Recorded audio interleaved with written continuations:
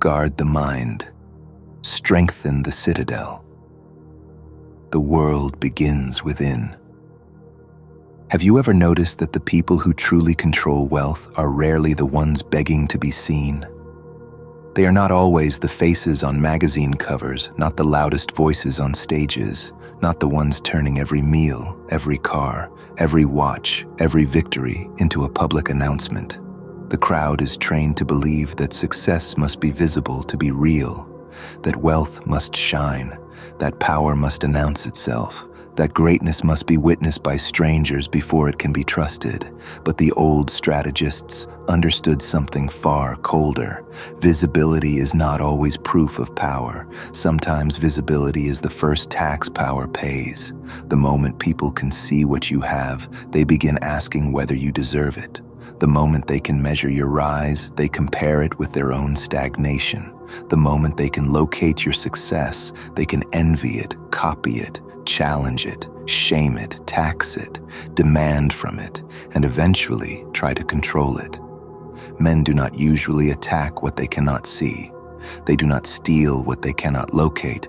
They do not resent what never becomes a mirror for their own failure.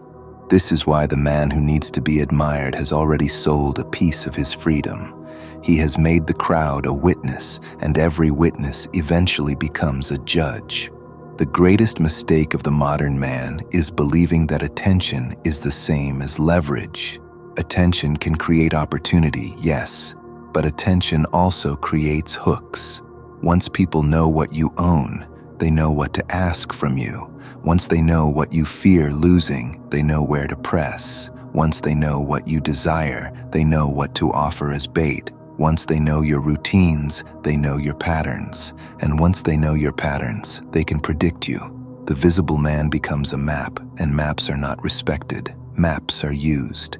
This is why the loudest empires often collapse under the weight of the same applause that once lifted them. The crowd that cheers your rise will demand a performance from your power. It will want explanations, access, humility, proof, generosity, apology, and submission. And when you refuse, the applause curdles into resentment. Because the crowd does not hate power in the abstract. It hates the sight of someone else holding it without permission. Machiavelli understood that appearances govern men because most people judge by what they can see. But the deeper lesson is this: if people judge by what they see, the wise man controls what becomes visible. He does not give the world unrestricted access to his movements, his ambitions, his resources, his relationships, or his future direction. He does not confuse privacy with fear. Privacy is not weakness. Privacy is strategic oxygen. It gives your plans time to grow roots before they are exposed to envy. It gives your wealth time to compound before it becomes a symbol. It gives your identity room to evolve before people try to trap you inside the version they already understand. The visible man has to maintain an image.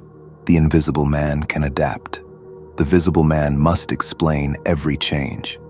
The invisible man simply moves. The visible man becomes a character in other people's stories. The invisible man remains the author of his own. Real wealth usually begins quietly. It begins in boring decisions no one applauds, money preserved while others perform abundance, skills built while others announce ambition, alliances formed privately while others chase public association, assets acquired without ceremony, leverage assembled in places too dull for the crowd to notice. The loud man wants to look rich before he becomes free. The quiet man wants to become free before anyone realizes he is rich. That difference decides everything. One builds an image that must be fed, defended, and upgraded. The other builds a position. An image consumes resources. A position creates options. And true wealth is not simply the number people think you have. True wealth is the number of options you can access when everyone else is trapped. There is a reason history remembers kings, generals, and conquerors, but many of the deepest movements of power came from advisors, financiers, merchants, bankers, and silent families whose names never became common speech. The throne receives the ceremony, but it also receives the arrows. The treasury survives because it is layered, protected, distributed, and hidden behind structures the crowd does not understand. This is not only a lesson about kingdoms, it is a lesson about your own life. Whatever part of you becomes too visible becomes easier to pressure. If everyone knows you have money, everyone arrives with a need. If everyone knows you have influence, everyone arrives with an agenda. If everyone knows you are always available, everyone arrives with a demand. Visibility creates expectations, and expectations become obligations if you are not strong enough to disappoint people. Discretion is not modesty. Discretion is protection. A man who constantly displays what he has trains others to treat him as a source of money, access, advice, attention, opportunity, rescue, status, and emotional energy. And people rarely drain a source they cannot identify. The wise man does not hide because he is ashamed of what he is building. He hides because he understands human nature. He knows admiration can turn into entitlement with frightening speed. The people who praise your rise today may ask why you are not helping them tomorrow. The same people who celebrate your discipline may resent your boundaries once they realize your discipline does not automatically serve them. The same crowd that applauds dominance eventually demands that dominance justify itself. Public success often becomes a courtroom, and the visible man is constantly asked to explain why he has what others do not. The quiet man is not called to trial because most people never realized there was a case to build.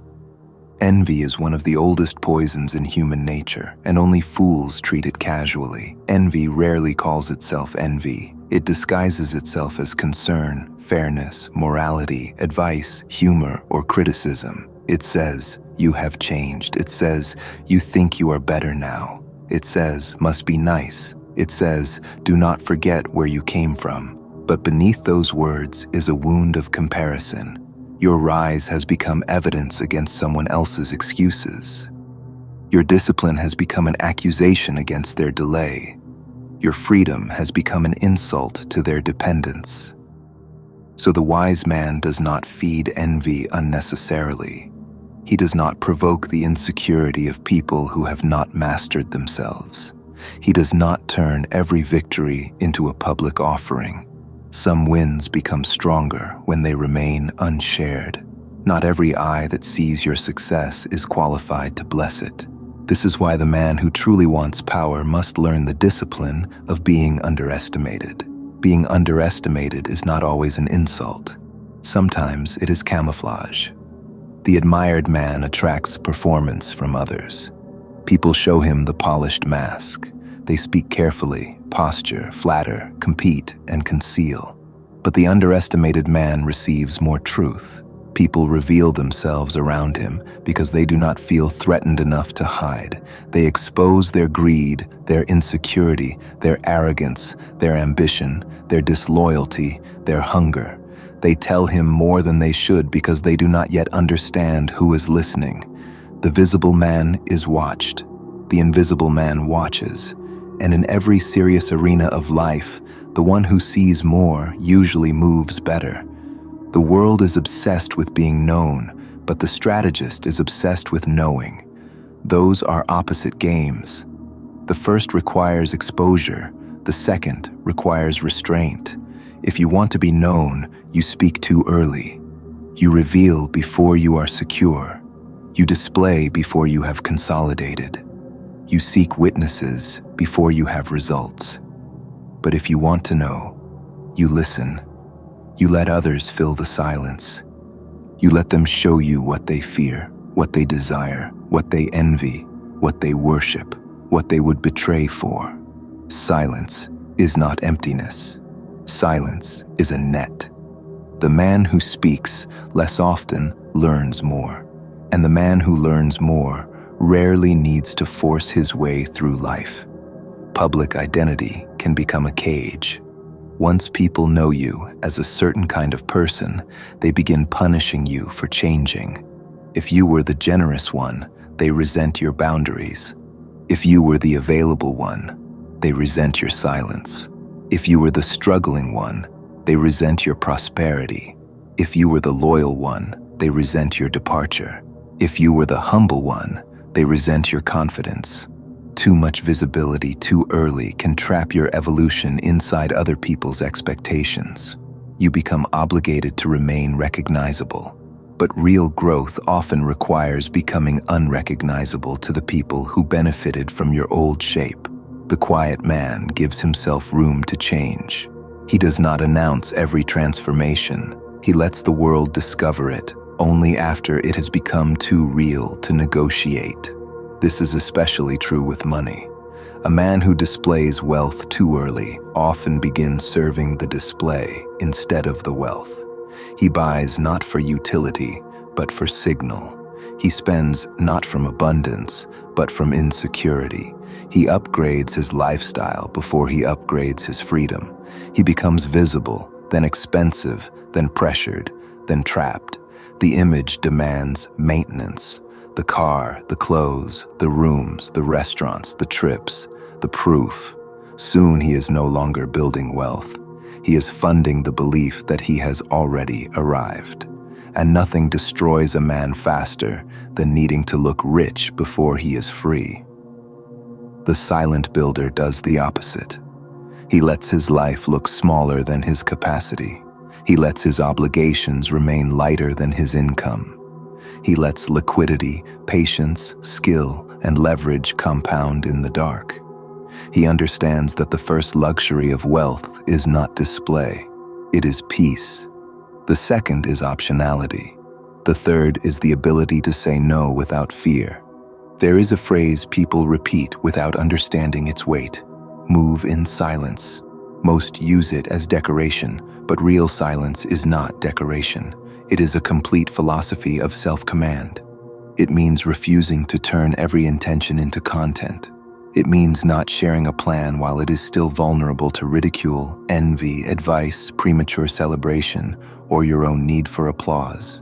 It means allowing boredom to protect your progress. It means choosing quiet strength over visible excitement. The seed does not grow better because spectators are watching. In fact, too much exposure can kill it. Some ambitions need darkness before they can survive light. The greatest enemy of wealth is not failure, it is interference. Many capable men do not fail because their ideas are weak. They fail because too many people touched the idea before it matured. Too many opinions, too much premature attention, too many explanations, too many people asking for updates, offering doubt, requesting access, copying the concept, or pulling emotional energy from the builder. A young plan is fragile. A new fortune is fragile. A new discipline is fragile. A new identity is fragile. Protecting something while it is fragile is not cowardice. It is wisdom. You do not place a newborn thing in the middle of a battlefield and call that courage. You shelter it until it has strength of its own. This applies to your finances, your body, your business, your relationships, your spiritual life, and your mind. Not everyone deserves to know what you are building. Not everyone deserves updates. Not everyone deserves explanations. Some people ask because they care. Others ask because they want to measure you. Some ask because they want to help. Others ask because they want to speak doubt into something they secretly hope never grows. The difficult part is that both questions can sound the same. Wisdom is learning the difference. And until you know the difference, silence is safer than exposure. The invisible man does not need to lie about his life. He simply does not make his life available for public consumption. That distinction matters. This is not deception. It is boundaries. It is the recognition that access must be earned. Your intentions are not public property. Your resources are not public property. Your private progress is not public property. Your future is not a group discussion. The modern world confuses privacy with hiding because it has become addicted to exposure. But privacy is one of the last forms of sovereignty. A man who cannot keep parts of himself private will eventually have those parts shaped by others. The quiet path is not glamorous in the beginning. Nobody claps for what they cannot see. Nobody praises discipline that has not yet produced visible results. Nobody celebrates the boring years where you save, learn, train, study, refine, and build foundations beneath the surface. It may even feel like you are falling behind because the loud are receiving attention while you are receiving silence. But attention and advantage are not the same. Many people are watched while becoming weaker. Many are admired while becoming trapped. Many are celebrated while losing freedom. Do not confuse noise with progress. Do not confuse fame with security. Do not confuse being seen with being powerful. The strongest moves of your life may be the ones nobody knows you made until the outcome becomes undeniable. Machiavelli's fox survives not by overpowering every trap, but by never stepping where the hunters are watching. This is the essence of strategic invisibility. You do not need to defeat every enemy if you never announce yourself as an enemy. You do not need to answer every critic if you never become dependent on their court. You do not need to defend every move if you stop giving strangers the expectation that your moves require their approval. The fox does not ask the forest for permission. It studies the terrain, senses danger, and moves where the noise is low. A man who understands this stops speaking in future tense to people who have not earned the right to hear his future. He stops turning every win into a social offering. He stops making his lifestyle a performance. He stops confusing the desire to be admired with the desire to be free. If you want real wealth, real power, and real independence, become harder to locate psychologically. Let people be unsure how much you know. Let them be unsure how much you have. Let them be unsure how far ahead you are. Let them be unsure whether you are struggling or preparing. Let them underestimate the seriousness of your discipline. Let them believe you are ordinary while you quietly become exceptional. There is no need to correct every false assumption. Sometimes the wrong image protects the right mission. Sometimes being underestimated is not humiliation. It is armor. But understand this warning. Do not use invisibility as an excuse for cowardice. Some men hide because they are afraid to act, afraid to risk, afraid to be judged, afraid to be tested. That is not strategy. That is avoidance. Strategic invisibility is not disappearing from life. It is removing unnecessary exposure while increasing real action. The quiet man still builds. He still negotiates. He still trains. He still invests. He still enters rooms where decisions are made. He simply does not drag a crowd behind him while doing it. His silence is not stagnation. It is pressure building beneath the surface. When the moment comes, he can move with force because he did not waste his energy performing the process for people who were never going to help him carry the weight. So understand the final lesson. The world does not need to know everything you are becoming. Your future does not need witnesses before it has structure. Your wealth does not need applause before it has protection. Your strength does not need display before it has discipline. Let others chase the stage if they need the lights. Let them announce every move, argue for attention, display every victory, and pay the tax of visibility. You build differently. You build in silence, not because you are small, but because what is growing in your life is too important to expose too early.